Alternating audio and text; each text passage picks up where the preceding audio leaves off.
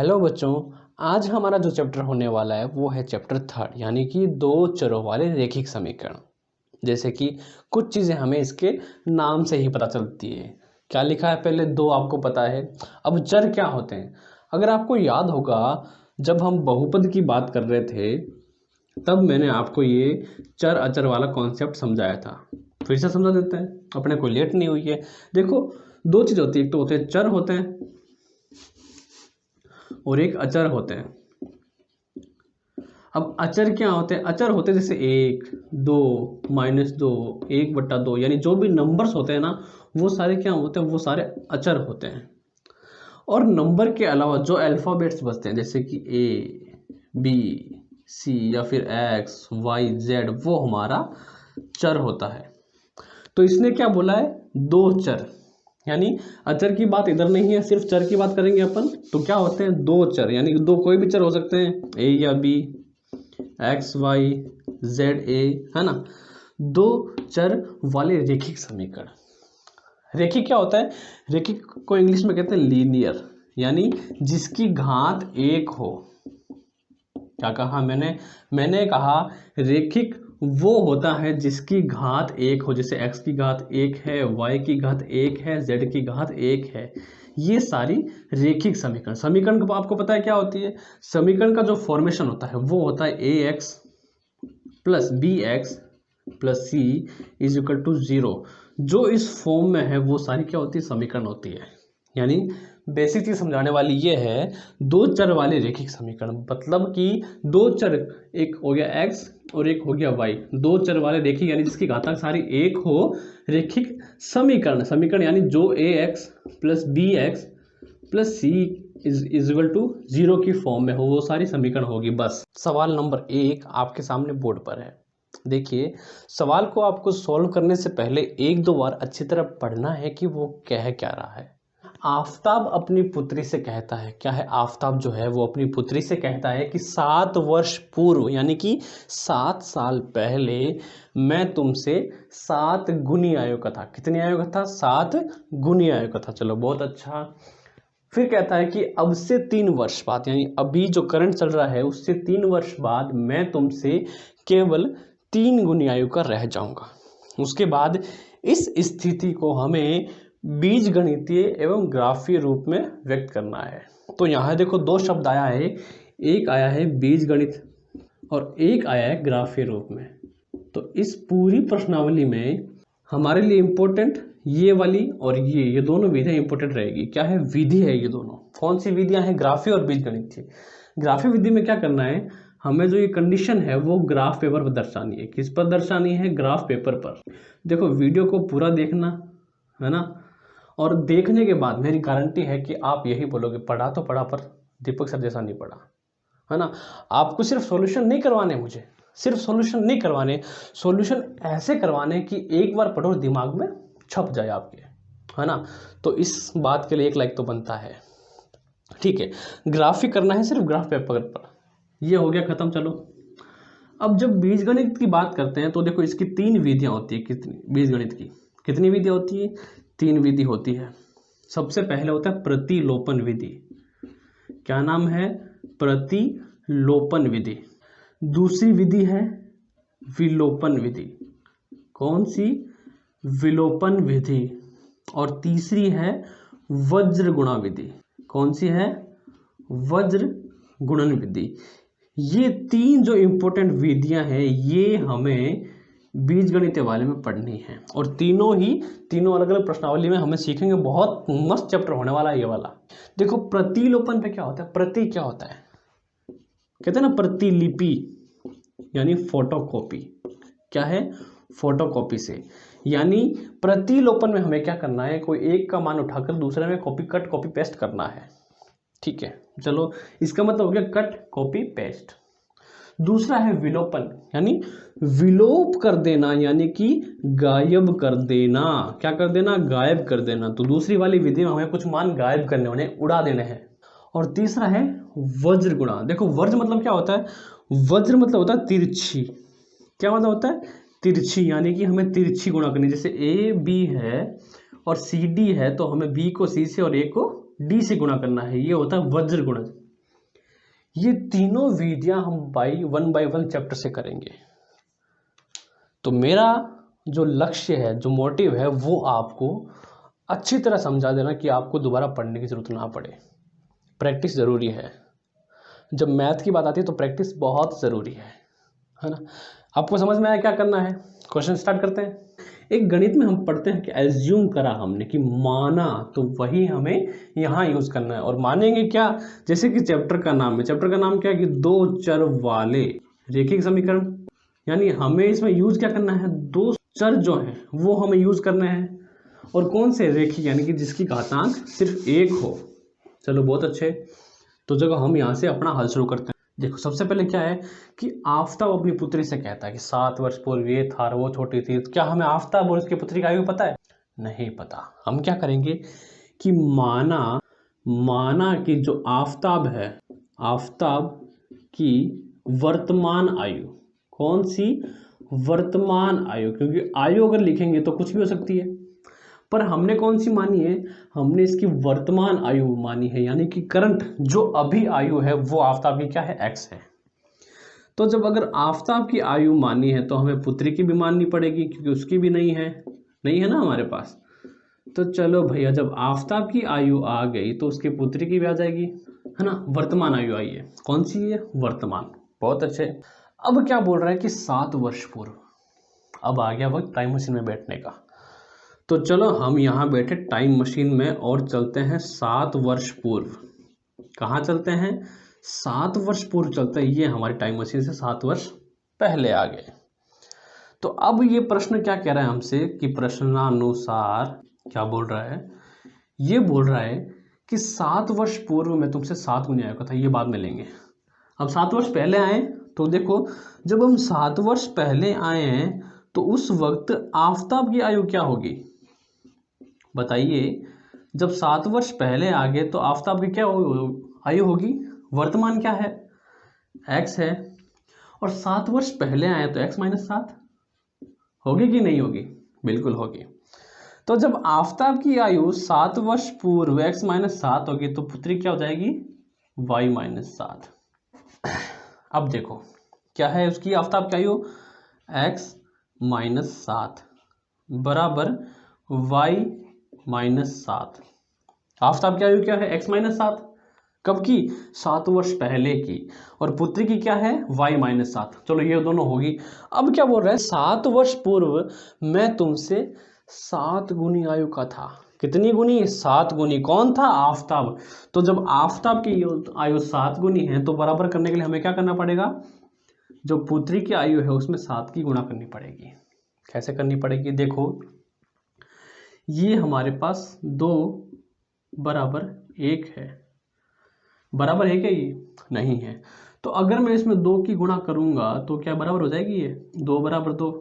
बस हमें यहाँ यही करना है, बराबर करना है। यहाँ कंफ्यूज नहीं होना है, क्योंकि देखो आफताब की आयु तो ऑलरेडी बोल रहा है कि 7 वर्ष पूर्व में तुमसे 7 गुनी आयु का था, पर पुत्री तो उससे छोटी है ना। तो समीकरण को बराबर करने के लिए पुत्री की आयु में हमें 7 गुना करना है। समझ में आया? तो जब मैंने आपको बताया था स्ट्रक्चर, किसका फॉर्मेशन बताया था समीकरण का, क्या था? A X plus B X plus C is equal to 0। यानी कि ये तीनों किसके बराबर हैं? 0 के बराबर हैं। तो समीकरण को करते हैं अपन सोल्व। क्या है? x माइनस 7 बराबर 7y माइनस 7। सोल्व करो। x माइनस 7 का यही, फिर 7y माइनस 7 7 49 49। इधर क्या है? 7 माइनस का, तो उधर क्या हो जाएगा? प्लस का हो जाएगा। चलो करते हैं। x बराबर 7y माइनस 49 प्लस 7। 49 क्या है? माइनस का है और 7 प्लस का है, तो देखो जुड़ेगा तो नहीं, क्या हो जाएगा? माइनस हो जाएगा। तो 49 में से जब 7 जाएगा तो 42 बचेगा। अब इधर देखो 7 क्या है? प्लस में है, एक्स वाई माइनस 7। तो x माइनस 7y बराबर माइनस का 42। अब ये क्या है? y की गुणा में है, तो देखो y x माइनस वाई इधर पड़ा रहा, और जब ये गुणा में है तो इस तरफ आएगा, क्या हो जाएगा? भाग में हो जाएगा। ये हो गया भाग में। तो 7 एकम 7 7 6 42। तो क्या आ गया? x माइनस वाई बराबर आ गया माइनस का 6।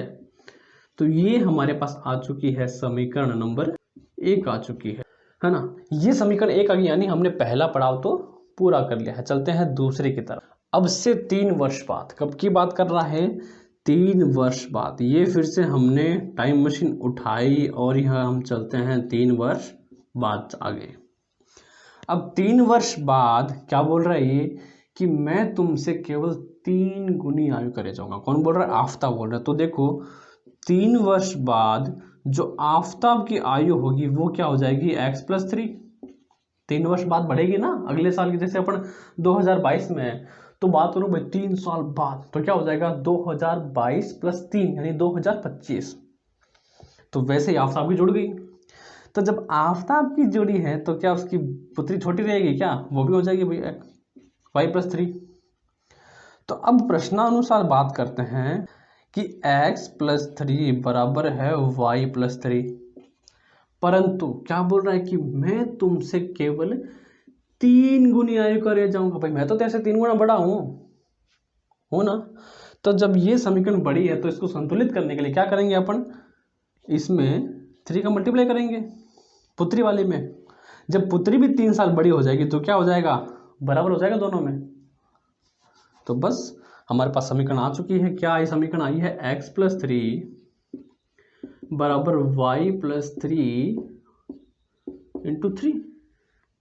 करते हैं सॉल्व। देखो x + 3 का x + 3 यहीं पड़ा रहेगा, 3y + 3 3 जा 9, इधर प्लस का 3 है, इधर प्लस का 3y है। तो देखो उल्टा पुल्टा कर लेते हैं, x माइनस इसको उठा के इधर लिया 3y और इस प्लस वाले को उधर फेंका तो 9 - 3 बचा क्या, तो x - 3 बराबर 6।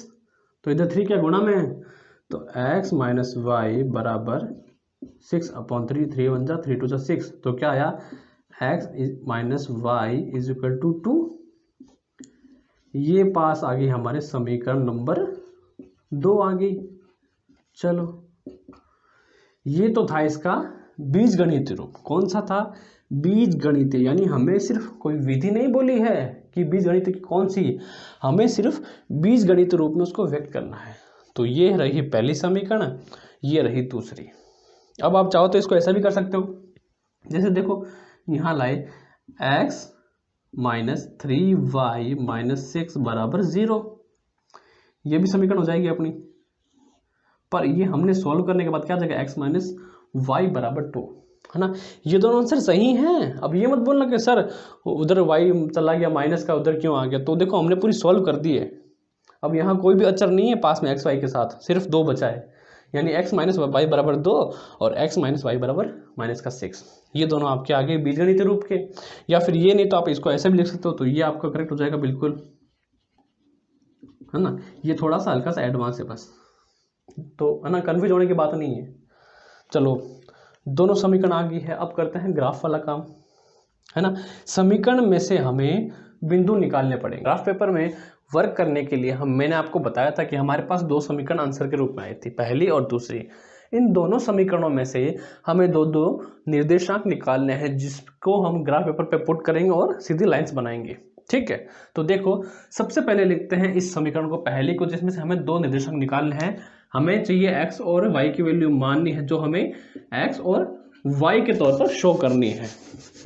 देखो कि माना x बराबर मैं 0 मान लेता हूं पहले, तो क्या हो गया, 0 - y बराबर -6। तो देखो माइनस का माइनस कट जाएगा तो बचेगा y बराबर 6। तो हम लिखेंगे कैसे, पहले लिखनी है हमें x की वैल्यू, फिर लिखनी है y। x क्या माना था हमने 0 और दूसरा हो गया 6। तो ये हमारा बिंदु P हो गया। क्या हो गया, बिंदु पॉइंट P हो गया ग्राफ पेपर पर, वो आगे समझाऊंगा आपको। फिर देखो दूसरा निकालने के लिए हमें y की वैल्यू क्या आ गई, 6 आ गई, पर हमें y की वैल्यू सेम नहीं माननी है, हम दूसरी मानेंगे। तो देखो मैं y बराबर 3 मान लेता हूं, कि माना y बराबर क्या है, 3 है। तो क्या करेंगे, तो देखो y की जगह 3 की वैल्यू रखो, -6, तो x इधर है, ये 3 माइनस का इधर जाएगा प्लस हो जाएगा, तो -6 + 3 यानी कि x बराबर -3 आ जाएगा, क्योंकि देखो क्या है, -6 बड़ा है। तो इसके निर्देशांक आगे Q हमने माना इस बिंदु को, क्या निर्देशांक आए, निर्देशांक आए कि -3 और +3, ये हमने दो बिंदु निकाल लिए। पहला P बिंदु क्या है 0 और 6 है, और Q क्या है -3 और +3 है। चलते हैं दूसरी समीकरण पर कि माना इधर भी करते हैं सेम कि माना अगर x बराबर 0 हो तो 0 मानू तो देखो 0 - y बराबर 2, तो y बराबर -2 हो जाएगा। तो देखो पहला समीकरण क्या आ गया PQ, R मान लेते हैं। R बिंदु क्या हो गया हमारा कि 0 और -2। फिर मैं मानता हूं कि माना y बराबर क्या हो जाएगा, y बराबर हो जाएगा 1 हो जाएगा। तो देखो x -1 बराबर 2, माइनस का हिस्सा हो जाएगा तो प्लस का हो जाएगा, यानी x बराबर 2 + 1 यानी कि 3। तो देखो 3 और 1 आ जाएगा PQR और ये S हो गया। तो हमारे पास देखो 4 बिंदु आ गए। कौन कौन सा का PQR और S। R क्या है, R है हमारा 0 और -2, और S क्या हमारा 3 और 1। तो ये हमारे निर्देशांक हो गए। मैं आपको अभी रफ वर्क करके दिखा रहा हूं, पर आपको फेर में सारे सब कुछ है ना नाप के करना है। तो देखो इधर हो जाएगा x पॉजिटिव, x नेगेटिव, फिर y पॉजिटिव और y नेगेटिव। बीच वाला बिंदु हमेशा रहेगा 0, और यहाँ चलता है 1 2 3 4 हो गया। आगे करते हैं 5 और ये 6।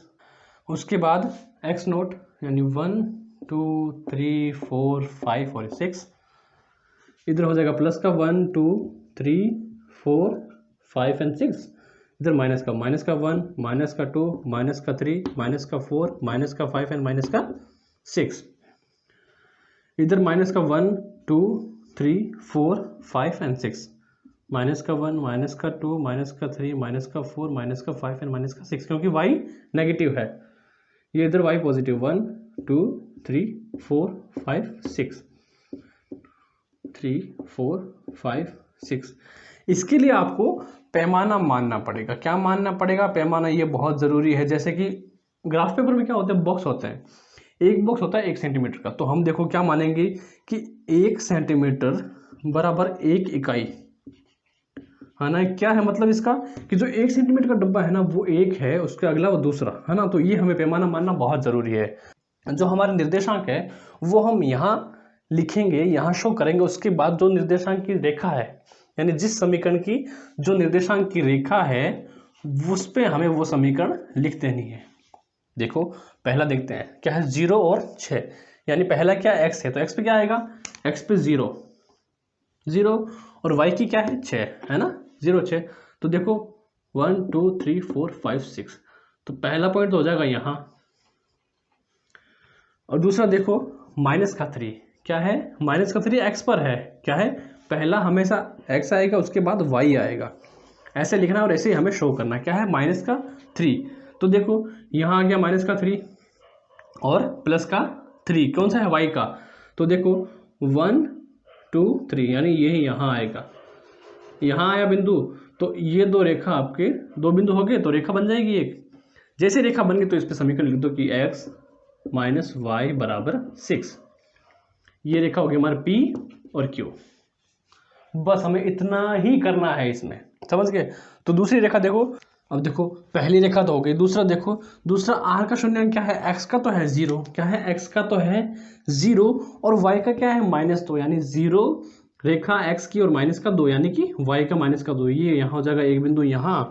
फिर देखो, फिर दूसरा क्या है 3 है, कौन सा, x का 3 ये रहा यहाँ, और y का 1 यानी y का 1 ये यहाँ आ जाएगा। तो एक रेखा बन जाएगी ये वाली, है ना। तो ये रेखा बन जाएगी हमारी समीकरण दूसरी, कौन सी है, x - y बराबर 2। ये दो रेखा हमें बनानी थी, हमने बना ली। तो देखो एक बात ध्यान रखना कि इसमें जो आप x का और y का मान है, पहला जो हमें मानना है वो हम कुछ भी मान सकते हैं, पर आपको ये ध्यान रखना है कि उसके आसपास का ही मान है। अन्यथा क्या होगा, अगर नहीं तो ये होगा कि जो मान है वो बड़े हो जाएंगे और आप उस ग्राफ पेपर में उसको शो नहीं कर पाएंगे। तो देखो सेकंड क्वेश्चन क्या कह रहा है हमारा कि क्रिकेट टीम ने एक कोच ने, यानी जो क्रिकेट टीम है उसका एक कोच है। कोच पता है ना वो क्या होता है, बिल्कुल सही। कोच ने 3900 में यानी 3900 रुपये में क्या खरीदा, 3 बल्ले और 6 गेंदें खरीदी। कितना, 3 बल्ले और 6 गेंदें खरीदी। बाद में उसके बाद उसने एक और बल्ला कितना खरीदा, 1 बल्ला और उसी प्रकार की 3 गेंदें और खरीदी है। कितने रुपए में? 1300, यानी 1300 रुपए में। करते एज्यूम करते हैं ना, माना। तो देखो कि माना पहले क्या है, बल्ला दिया है, तो माना बल्ले का मूल्य, किसका? बल्ले का मूल्य माना भाई साहब हमने, कितना है? तो माना है तो x मानेंगे। उसी प्रकार माना हमने गेंद का मूल्य, किसका मूल्य? गेंद का मूल्य। एक गेंद का मूल्य की बात कर रहा हूं मैं, एक की, क्या हो जाएगा? y हो जाएगा। तो देखो पहली शर्त में ये क्या कह रहा है, ये कह रहा है कि कोच ने कितने 3900 रुपये में, 3900 रुपये में क्या खरीदा? 3 तो बल्ले खरीद लिए। कितने खरीदे बल्ले? 3 बल्ले खरीदे, बहुत अच्छे। और 6 गेंदे खरीद ली। कितनी खरीदी गेंदे? 6 गेंदे खरीदी। तो प्रश्नानुसार जो हमारी समीकरण बनेगी, कितने बल्ले हैं? 3। बल्ले का मूल्य क्या है? माना x, तो 3x प्लस गेंदे कितनी है? 6। कितना मूल्य है? y, तो 6y इज इक्वल टू 3900। ये क्या आ गई हमारी पहली समीकरण आ चुकी है। इसको आप आगे और सॉल्व कर सकते हो। कैसे? देखो 3x का 3x रहेगा प्लस 6y माइनस जो ये 3900 है ना, 3900 प्लस में है इक्वल के उस तरफ, तो जब इक्वल के इस तरफ आएगा तो माइनस में हो जाएगा, यानी कि 3900। इसको आप ऐसे भी लिख सकते हो। दूसरी शर्त में ये क्या कह रहा है कि उसके बाद उसने एक और बल्ला क्या खरीदा? एक तो बल्ला खरीदा, फिर से खरीद लिया उसके बैट, एक बल्ला खरीद लिया फिर से, और उसी प्रकार की 3 गेंदें। कितनी खरीदी? 3 गेंदें खरीदी भाई साहब इसने। कितने रुपए में खरीदी? इसने खरीदी 1300 रुपये में। कितने में? 1300 में। तो देखो समीकरण क्या बनेगी प्रश्नानुसार, क्या कहता है ये, जैसे कि अपने पास पता है कि बल्ले का मूल्य क्या था? x था। कितना बल्ला है? 1 है, तो बहुत बढ़िया x आ जाएगा। प्लस गेंदें कितनी है? 3। मूल्य क्या है? y, तो 3y। कितने में खरीद दिया? 1300 में खरीद लिया। तो देखो वही कंडीशन है, अगर इक्वल के उस तरफ प्लस में है तो इस तरफ ले जाएंगे अपन, x प्लस 3y माइनस 1300। तो ये आ गई हमारे पास 2 समीकरण है। जो हमने क्या करा, इसको हम बीज गणितीय रूप में व्यक्त कर चुके हैं। कौन से रूप में? बीज गणितीय रूप में हम इसको व्यक्त कर चुके हैं। पहली समीकरण ये, दूसरी, तो ये पहला आंसर तो हमारा हो गया बीज गणितीय वाला। अब ज्यामिति यानी कि ग्राफ में व्यक्त करना। हमारे पास कितनी 2 समीकरण आ रखी थी, सॉल्व करते हैं। अब देखो 3 है 6 है, दोनों 3 के पार्ट से मैच हो रहे हैं। तो क्या करता हूं मैं, अगर मैं इन दोनों में से, क्योंकि देखो जो 39 है 3900 वो इज इक्वल टू के उस तरफ है, क्या करता हूं मैं, इन दोनों में से अगर मैं 3 कॉमन ले लेता हूं तो क्या बचेगा? x प्लस 2y बच जाएगा। 3 को फिर x से गुणा करूंगा तो 3x, फिर 2 को y से करूंगा यानी 3 2 जा 6y इज इक्वल टू हो गया। तो जबकि ये x प्लस 2y के गुणा में है, तो जब ये इस तरफ जाएगा तो क्या हो जाएगा? डिवाइड में हो जाएगा। बहुत अच्छे, शाबाश, समझ में आ रहा मतलब सबको, है ना। तो x plus 2y is equal to 3900 upon 3। तो देखो 3 के पार्ट से काट लो, 3 एकम 3, 3 एकम 3, 3 3 9, कितना बचेगा? तो x plus 2y is equal to 1300। ठीक है। अब देखो y के कितने गुणा में है? 2 गुणा में है, तो अगर ये गुणा में है उस तरफ करेंगे तो डिवाइड में हो जाएगा। बहुत बढ़िया। तो x plus Y is equal to 1300, ये 2 इस तरफ आएगा तो इसके डिवाइड में आ जाएगा, तो काट दो, 2 एकम 2, 2 छिंग 12, 2 पंचे 10, तो 650 आएगा। यानी कि x plus Y is equal to 650। ये तो यहाँ तक सॉल्व हो गया। ठीक है, इसको बाद में करेंगे आगे सेकंड वाले को। तो अब समीकरण अपने पास इजी वाली क्या आ गई है? x प्लस वाई बराबर 650 आ गई है। तो अब बारी है हमारे मान मानने की, हमें निकालने कोऑर्डिनेट निकालने। तो देखो माना x का मान हम एज्यूम करेंगे, तो माना x बराबर 400 रख लेता हूँ मैं, तो क्या हो जाएगा? 400 प्लस वाई बराबर 650। प्लस में है, ऑब्वियस सी बात है, उधर जाएगा तो माइनस में हो जाएगा। तो 650 माइनस 400 बराबर वाई बराबर 250 बचेगा। तो देखो p के हमारे कोऑर्डिनेट क्या आ जाते हैं, अपने इधर लिख देते हैं। पहले x लिखा जाएगा यानी कि 400, फिर आएगी y की बारी यानी कि 250। दूसरी कंडीशन में अपन y का मान मानते हैं, तो y 250 तो आ रखा है। अब मैं क्या करता हूँ कि माना जो पहले x का मान आया था ना, वही मैं अब y का मान मान लेता हूँ, क्योंकि दोनों अलग अलग है।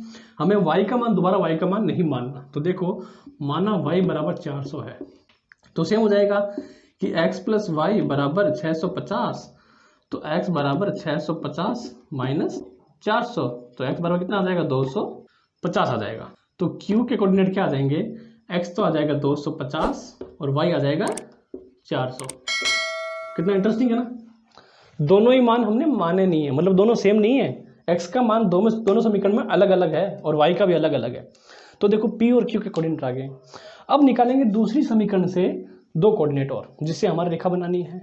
अभी दूसरी समीकरण है, इसमें क्या करते हैं हम कि माना x का मान, अपन इसमें x 400 मान लेते हैं, 400 प्लस 3y बराबर 1300।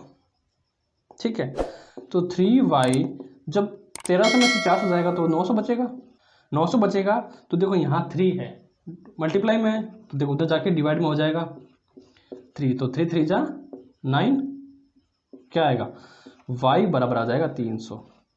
तो देखो पहले p q था, अब आएगा r। x का मान क्या है इसके अंदर 400 रखा अपन ने, और y का मान क्या आया 300 आ गया। अब हम इधर y का मान मानते हैं, माना y बराबर 400 मान लेते हैं, क्योंकि x का मान दोनों समीकरण में सेम नहीं होना चाहिए, y का भी सेम नहीं होना चाहिए। y का 300 आ गया तो 400 मान लेते हैं, क्योंकि वो x का मान है तो फर्क नहीं पड़ता उससे। तो देखो y बराबर 400 तो रख दो समीकरण में, x plus 3y minus is equal to 1300। तो 4 3 12, x बराबर 1200 हो गया। इधर है 1300, तो x प्लस था तो उस तरफ आएगा तो माइनस हो जाएगा, तो is equal to 1300 minus 1200, x बराबर 100। तो देखो इधर आ गई हमारा पी क्यू आर एस आ गया, तो एस x का मान तो 100 आ गया और y का मान 400 आ गया। तो हमारे पास आ चुके हैं कोऑर्डिनेट, क्या आ चुके हैं कोऑर्डिनेट आ चुके हैं। तो इस कोऑर्डिनेट से मैंने आपको ग्राफ बनाना सिखाया है, तो क्या करना है आपको ग्राफ बनाकर प्रैक्टिस कर लेनी है, इतना हार्ड काम नहीं, बहुत इजी है। इस क्वेश्चन के बाद आपकी एक्सरसाइज 3.1 है वो कंप्लीट हो जाएगी। तो देखो क्वेश्चन बिल्कुल इजी है, पिछले क्वेश्चन की तरह है। तो अगर आपने हमारे पिछले वीडियोस और प्लेलिस्ट चेकआउट नहीं किए हैं तो फटाफट जाके चेकआउट करें। आपके बोर्ड एग्जाम में मात्र कुल 30 दिन शेष रह गए हैं, इसलिए तैयारी जमकर करें और सभी को मेरी तरफ से बेस्ट ऑफ लक। चलिए शुरू करते हैं। हमारा क्वेश्चन हमसे कह रहा है कि देखिए 2 किलो सेब और 1 किलो अंगूर का मूल्य, चलो फल फ्रूट की बात आ गई तो मुंह में पानी आ रहा है। किसी दिन 160 रुपए था इन दोनों का मूल्य।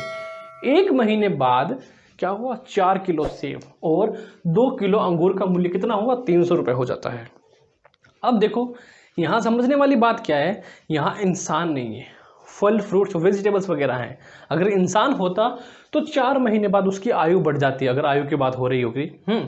तो यहाँ सेब है तो मूल्य में समय नहीं जुड़ेगा, यहाँ समय का कोई महत्व नहीं है। तो चलिए शुरू करते हैं, हल चलाते हैं अपन कि माना सेब का मूल्य, किसका मूल्य, माना सेब का मूल्य, क्या माना हमने सर x मान लिया, बहुत अच्छे। तो जब सेब का मूल्य हमने x माना है तो अंगूर का मूल्य क्या मान लेंगे बेटा, अंगूर का मूल्य मान लेंगे हम y मान लेंगे, बहुत बढ़िया सर। ठीक है, तो देखो पहली कंडीशन में ये क्या कह रहा है, प्रथम शर्त में कह रहा है कि 2 किलो सेब कितनी है, 2 किलो, क्या मूल्य है x रुपए, तो 2 किलो गुणा x प्लस 1 किलो अंगूर कितना है, 1 किलो अंगूर यानी सीधा y आ जाएगा, बराबर कितने रुपए के थे, 160 रुपए था। पहले की बात कर रहा है। अब देखो ये समीकरण आ गई, वैसे तो आपका ये आंसर है पर आप इसको कैसे ले सकते हो, देखो हमें क्या है बीजगणितीय और ज्यामितीय रूप में व्यक्त करना है। तो बीजगणितीय आंसर एक तो ये आंसर हो गया, इसको और सोल्व करना है और एक्स्ट्रा। तो देखो 2 है इधर x में, तो इस तरफ चला जाएगा, क्या हो जाएगा बट्टा में हो जाएगा, यानी x plus Y is equal to 160/2 बराबर आ जाएगा 80। तो देखो x प्लस वाई माइनस का 80 बराबर 0, कैसे, क्योंकि बराबर में था, इस तरफ आएगा तो माइनस में हो जाएगा। तो देखो ये हमारा आ गया पहले किया बीजगणितीय आंसर, समझ में आया यहाँ तक, बहुत बढ़िया। अब देखो दूसरी कंडीशन में ये अपने से क्या बोल रहा है, बोल रहा है कि 1 महीने बाद, समय का कोई महत्व नहीं है अपने पास, तो 1 महीने बाद क्या हुआ, 1 महीने बाद इसने 4 किलो सेब खरीदी, कितनी, 4 किलो हमने सेब ले लिया हमारी बकेट में। उसके बाद 2 किलो अंगूर, कितने लिए, 2 किलो हमने अंगूर ले लिए, कितने रुपए में, 300 रुपए में, कितने रुपए में ले लिए, 300 रुपये हम ले लिए। आगे समीकरण, तो समीकरण नंबर 2, इसमें 4 है 2 है, यानी दोनों एक ही पाड़े में आते हैं, और 300 उस तरफ पड़ा है, बराबर में उसका कोई मतलब नहीं है ना, उसको वहीं पड़े रहते हैं। अपन क्या करते हैं, इनमें लेते हैं कॉमन वाला सिस्टम, जिसको हम भाग भी कहते हैं। क्या करेंगे, मैं यहाँ 2 कॉमन ले लेता हूँ, तो देखो इससे भाग करेंगे कितनी बार बचाएगा, 2 बार बचाएगा, तो 2x आ जाएगा, और इससे भाग जाएगा कितनी बार बचाएगा, 1 बार में जाएगा, यानी कि सिर्फ y आ जाएगा, इज इक्वल टू 300 आया। अब देखो यहाँ क्या है, गुणा में इस तरफ जाएगा तो डिवाइड में हो जाएगा, ये यहाँ से गायब, तो देखो कितना बच जाएगा, 150 बचेगा। बहुत अच्छे। तो अगर 2x plus Y is equal to 150 है, तो 2 क्या इधर मल्टीप्लाई में उस तरफ जाएगा तो क्या हो जाएगा, डिवाइड में हो जाएगा। कितना आ जाएगा, ये आपका आएगा 75। तो x प्लस वाई बराबर 75, ये आपकी आ गई दूसरी समीकरण का सॉल्व। अब देखो बीजगणित रूप तो हमने निकाल दिया, अब हमें क्या करना है, अब हमें इसको ज्यामितीय रूप में व्यक्त करना है। ज्यामितीय मतलब ग्राफ में, है ना, ग्राफ में व्यक्त करेंगे। चलिए करते हैं। जैसे कि आपको पता है 2 समीकरण है, दोनों समीकरण में हमें 2 मान निकालने हैं ना, रेखा के बिंदु के लिए। तो देखो इसमें पहला करते हैं। पहला क्या करेंगे, हम x का मान मानते हैं कि माना x बराबर 40। अब हमने ये क्यों माना, या आपने पिछले वीडियो देखा तो आप समझ गए होंगे, नहीं समझा तो अभी जाके कॉन्सेप्ट समझ के आओ। x बराबर 40, तो यानी 40 रख देंगे x की जगह, फिर आ जाएगा y बराबर 80। तो इधर 40 क्या है, प्लस का है, y बराबर क्या हो जाएगा 40। कैसे होएगा, इस 80 में ये 40 हो जाएगा, माइनस तो बचेगा 40। चलो ये आ गया। तो देखो रेखा P हमने मानते हैं उसका बिंदु, तो क्या हो जाएगा, पहला x क्या माना था 40, तो x की वैल्यू पहले आएगी, फिर आएगी y की वैल्यू, यानी दोनों 40-40 हो जाएंगे। बहुत अच्छे। अब हमने x की वैल्यू एक बार तो मान लिए ना, तो दूसरी बार हम x की वैल्यू सेम नहीं मान सकते, यानी y की वैल्यू 40 आई है तो 40 हम y की वैल्यू नहीं मान सकते। तो क्या करते हैं कि माना y बराबर क्या हो जाएगा 30 मान लेता हूं मैं। बहुत अच्छे। समीकरण क्या थी, x प्लस वाई बराबर 80, यानी 80 था। y की जगह रख देता हूं मैं 30, क्या हो जाएगा 80 हो जाएगा। तो x बराबर क्या हो जाएगा 80 माइनस 3 हो जाएगा 30, तो x बराबर 50 हो जाएगा। तो देखो बिंदु क्या आ गया हमारे पास 50 और 30, ये आ गया Q के कोऑर्डिनेट आ गए। तो ये थी हमारी पहली समीकरण। अब दूसरी में देखो क्या दे रखा है, x प्लस वाई बराबर 75। अब देखना ये दूसरी समीकरण है, पहली नहीं है। तो क्या करते हैं, जो हमने मान इधर माने थे वही हम इधर मान लेते हैं, है ना, क्योंकि अलग समीकरण है, सेम समीकरण में हम सेम मान नहीं लेने। तो देखो कि माना x बराबर क्या हो जाएगा 40 रखते हैं, ठीक है। तो देखो 40 प्लस वाई बराबर 75, तो y बराबर क्या हो जाएगा 75 माइनस 40 क्या हो जाएगा 35 हो जाएगा। बहुत अच्छे। तो इसका पी क्यू हमने निकाल लिया, पी क्यू आर कोऑर्डिनेट क्या हो जाएगा 40 और 35। बहुत अच्छे। चलो तो इधर हमने x की वैल्यू मानी, तो इधर हम मान लेते हैं कि y बराबर कितना मानते हैं 30 मानूंगा भाई मैं। तो देखो x प्लस 30 बराबर 75 है, तो देखो x बराबर कितना हो जाएगा 75 माइनस 30, तो x बराबर आ जाएगा 45। आ गया ना। तो देखो कोऑर्डिनेट क्या आ गया 45 प्लस कोमा y की वैल्यू क्या थी 30 थी, तो 30 आ गया। ये आ गया हमारा q का कोऑर्डिनेट। अब देखो यहाँ से आगे काम आपको करना है। कैसे करना है, आपको ग्राफ पेपर पे x अक्ष और y अक्ष बनाना है, और जो भी ये पॉइंट है वो आपको लगा देने, फिर जो रेखा बनेगी वो आप जोड़ देना, आपका ग्राफ तैयार है। ग्राफ का मैं आपको पहले वीडियो में समझा चुका हूं, अगर नहीं समझ में आया तो पहला वीडियो देखो। तो ये था आज का हमारा वीडियो। आपको वीडियो कैसा लगा, हेल्पफुल लगा तो कमेंट करके बताओ, लाइक करो, वीडियो को शेयर करो दोस्तों के साथ, और हाँ चैनल पर अगर नए हो तो सब्सक्राइब करो, धमाका मचा दो, जो रेड बटन है वहाँ। और फिर मिलते हैं नेक्स्ट वीडियो में, तब तक के लिए bye bye, take care, see you later, thank you for watching.